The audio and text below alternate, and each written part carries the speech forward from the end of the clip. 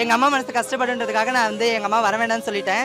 எங்கள் அம்மா யாருமே வர ஆசைப்பட்டாங்க, வரவே வேண்டாம்னு சொல்லிட்டேன். எங்கள் அம்மா தான் எனக்கு காசு போட்டு விட்டாங்க. ஒவ்வொரு செலவுக்கும் போதுமாப்பா, இப்போ போதுமான்னு கேட்டு எனக்கு காசு போட்டு விட்டாங்க. எங்கள் அம்மா எனக்கு ரொம்ப ரொம்ப சந்தோஷமாக இருக்குது. இதுக்கு எனக்கு ஃப்ரெண்ட்ஸும் நிறைய பேர் சப்போர்ட் பண்ணியிருக்காங்க. அவங்களுக்காகவும் நான் இந்த வெற்றியை டெடிகேட் பண்ணுறேன். ரொம்ப கஷ்டப்பட்டு தான் ஸ்டேஜுக்கு வந்தேன். ஏன்னா என்ன சொல்கிறது, எல்லா விஷயத்துலையுமே சப்போர்ட் பண்ண என்னுடைய ஃப்ரெண்ட்ஸுக்கும் என்னுடைய ஃபேமிலிக்கும்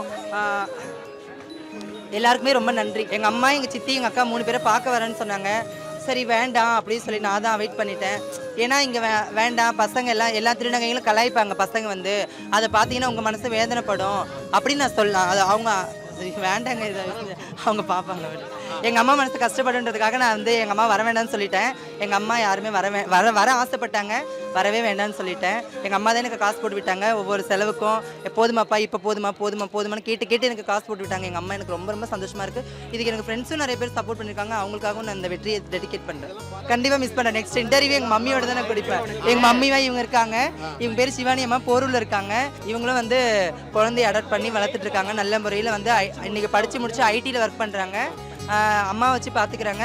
எல்லாமே வந்து குடும்பத்தை பார்த்துக்கிற திருநங்கைகள் தான் இன்றைக்கி நிறையா உருவாகிட்டு வராங்க. இதே மாதிரி எல்லா திருநங்கைகளும் பகை, சண்டை, இதெல்லாம் சச்சரவெல்லாம் ஓரம் கட்டிட்டு அவங்க குடும்பத்துக்காக நிம்மதியாக வாழ்ந்து பாருங்கள். அந்த வாழ்க்கையே சொர்க்கம்.